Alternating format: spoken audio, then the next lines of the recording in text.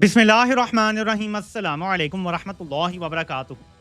मेरे पाकिस्तानियों, बड़ी बड़ी डेवलपमेंट्स हैं, आपको उनसे आगाह करता हूं, लेकिन इससे पहले एक बुरी खबर आपको सुनाना चाहता हूं। ये इरम अकमल साहिबा हैं। 9 मई के झूठे और जाली केसों में इन्होंने जेल में वक्त भी गुजारा है। इनका इंतकाल हो गया है। शायद खून के कैंसर का जिक्र किया जा रहा है। कैसे कैसे लोग ये बदतरीन जर्नैल खा गए, लोगों के आखिरी साल खा गए, जो उन्होंने अपनी फैमिली के साथ वक्त गुजारने थे वो महीने खा गए। एक एक दिन, एक एक पल का हिसाब कौन देगा? जिन्होंने बस्ती उजाड़ डाली, कभी तो उनका हिसाब होगा। ऐसा नहीं हो सकता कि ये ऐसे ही चलते रहेगा। ऐसा नहीं हो सकता कि ये बगैर पनिशमेंट के एक बार फिर पलटा मारेंगे और कहेंगे जी कि बस वो तो पुराने वाला जर्नैल खराब था, हम ठीक हैं। इस बार ऐसा नहीं होगा इंशाल्लाह। मैंने आज की वीडियो में बहुत कुछ आपको बताना है। अवामी एक्शन कमेटी ने एक मुतालबे में अपने सख्ती ज़्यादा कर दी है, वो आपके सामने क्लिप रखता हूँ। लेकिन जो एक वाक़या हुआ है जिस पर बड़ा सख्त रद्द अमल आया है मुराद सईद का भी, वो मैं आपके सामने रखना चाहता हूँ। ये ज़रा आप सूरत हाल देखें जस्ट बिफोर की।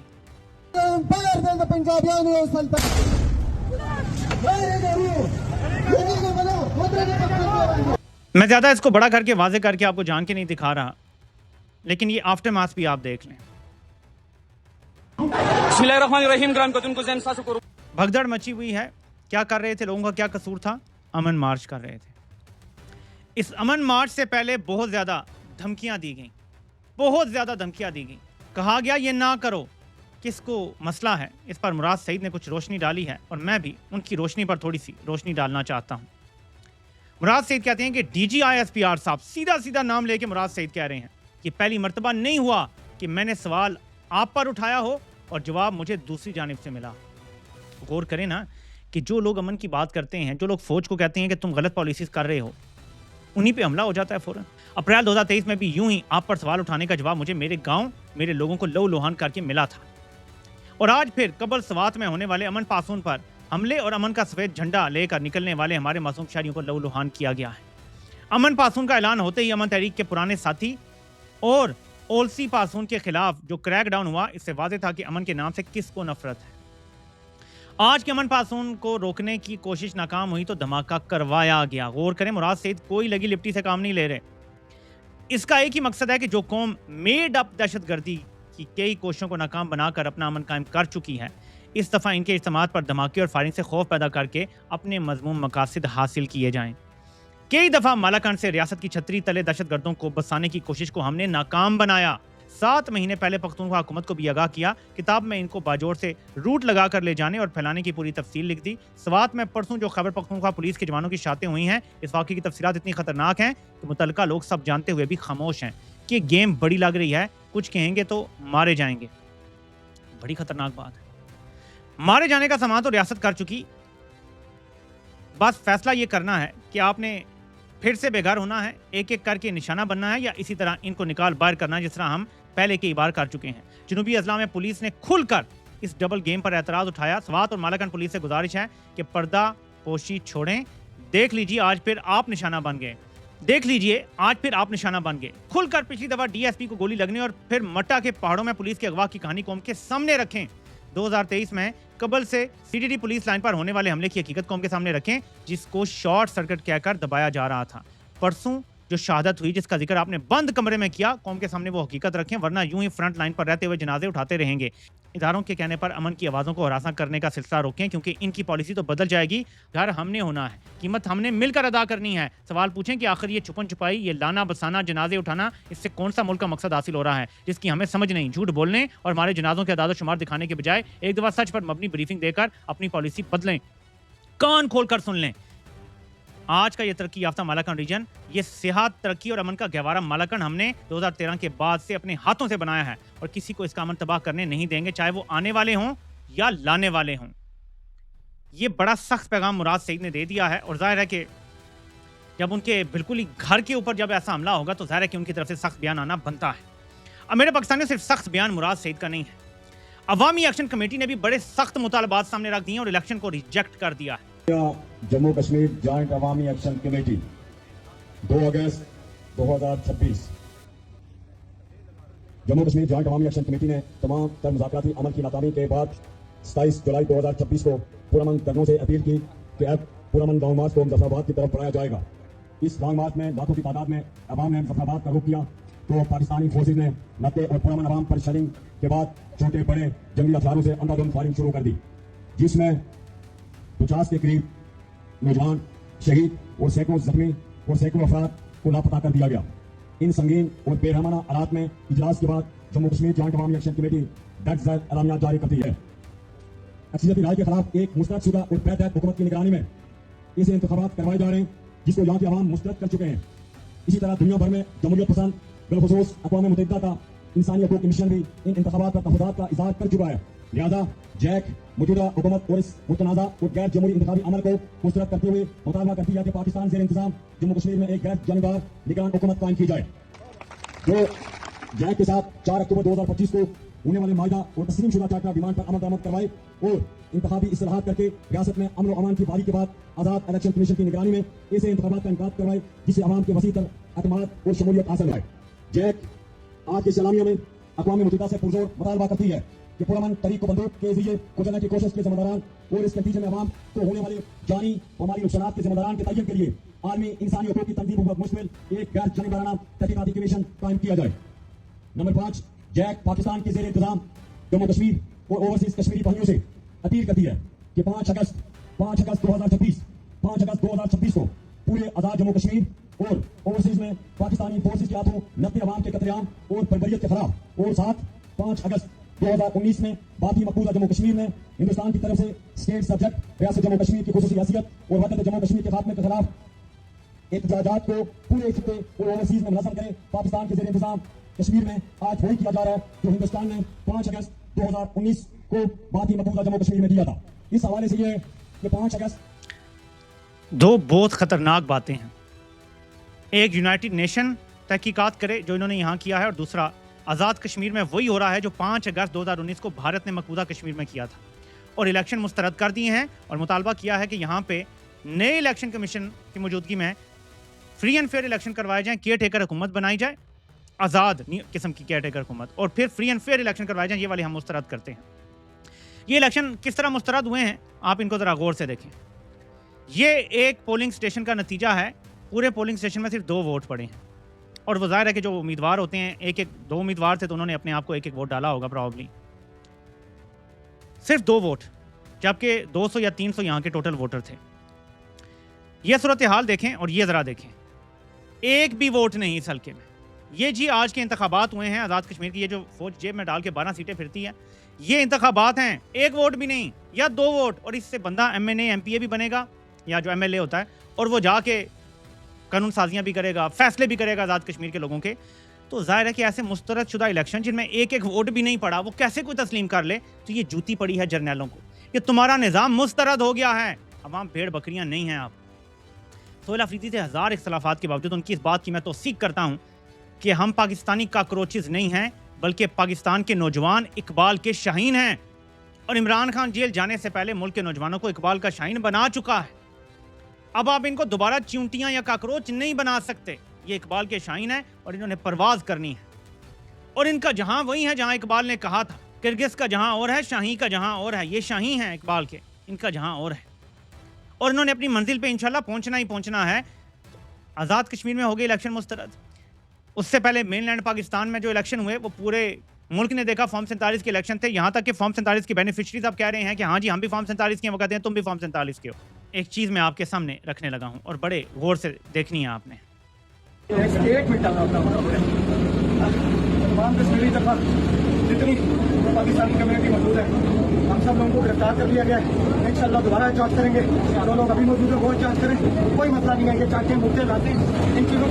क्रैकडाउन हो रहा है पाकिस्तान में, रावलपिंडी में क्रैकडाउन हुआ है, जगह जगह क्रैकडाउन हो रहा है, स्टूडेंट्स को पकड़ा जा रहा है। वो ISF का नौजवान जिसने शानदार किस्म का आज़ाद कश्मीर की वो जो रैली हुई थी इस्लामाबाद में, उसमें उसने तकरीर भी की थी और सारा, वो ISF का नौजवान है, उसको भी पकड़ लिया, रात के अंधेरे में उठा के ले गए हैं।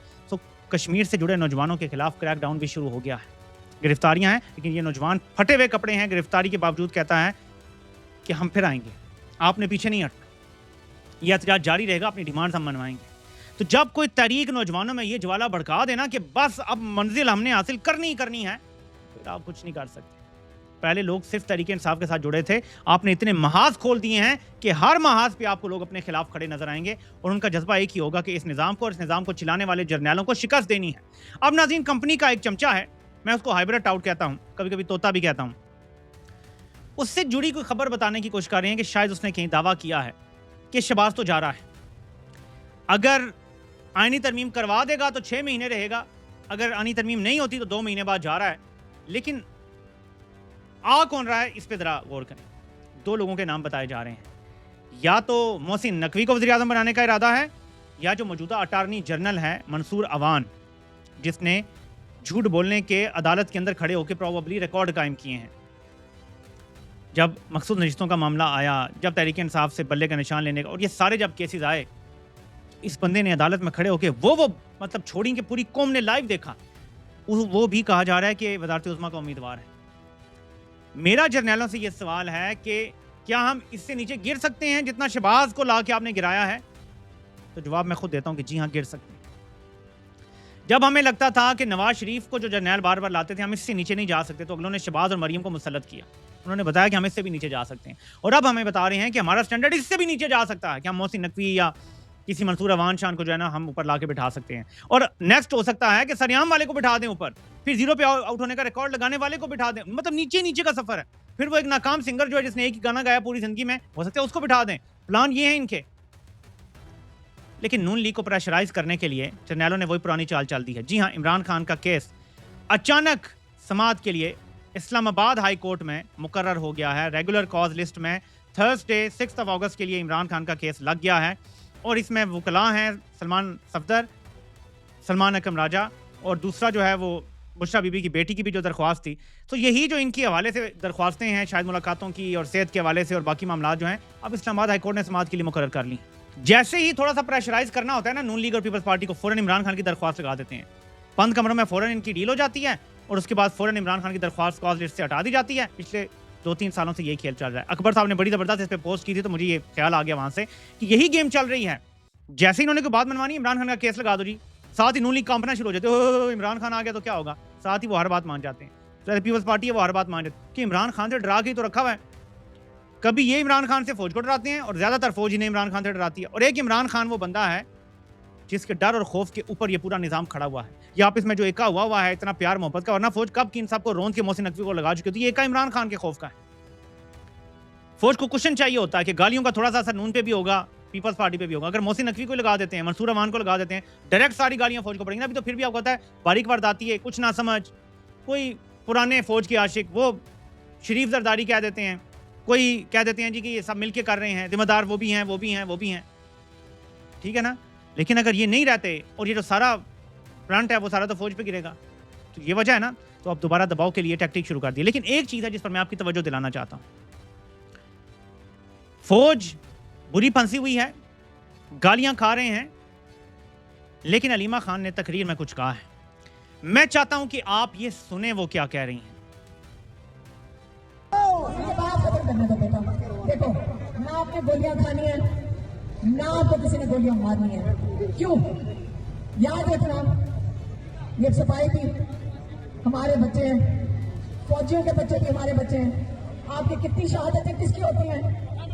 नहीं, एक सेकंड। सफाई की, हमारे पुलिस वालों की, हमारे फौजियों की, और हमारी आवाम की, हमारे लोगों की शहादतें हो रही हैं। ये क्या कोशिश कर रहे हैं आपस में लड़ाने की? नहीं करना।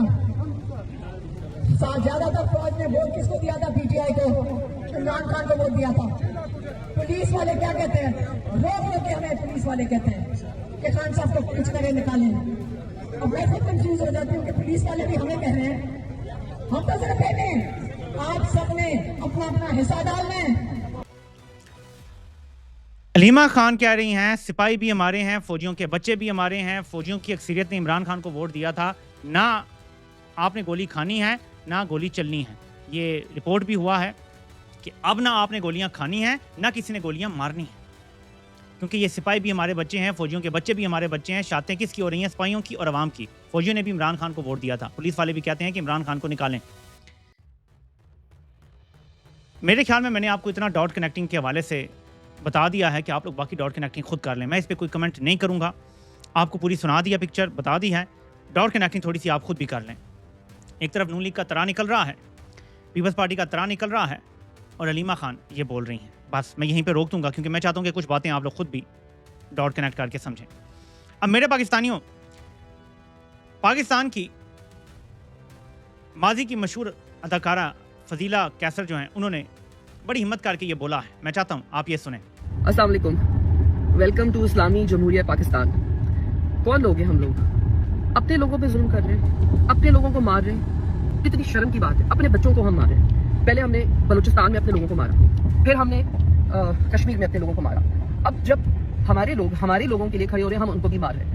मुझे इतना अफसोस होता है। मैंने उस दिन एक वीडियो देखी है, मतलब हमारे मुल्क में अगर किसी को थोड़ी सी अथॉरिटी मिल जाए ना, कहीं तो पागल ही हो जाते हैं। एक SHO साहब जिस तरह से उस खातून से बात कर रहे थे और जिस तरह बदजबानी कर रहे थे, शर्म आनी चाहिए। अगर उनकी बीवी बच्ची या बेटी या उनके घर के किसी वाले से कोई इस तरह बात करेगा तो वो क्या करेंगे? जूते मारेंगे उन्हें। अचानक मैं नोट कर रहा हूं कि कुछ अदाकार और अदाकाराएं हिम्मत कर रहे हैं बोलने की। मैं ज्यादा रीड इनटू नहीं करता इन चीजों में। कोई मुल्क में होता है कि लोग मुल्क से बाहर होते हैं, रहते मुल्क से बाहर हैं, ठीक है, मैं सिर्फ मिसाल दे रहा हूं आपको।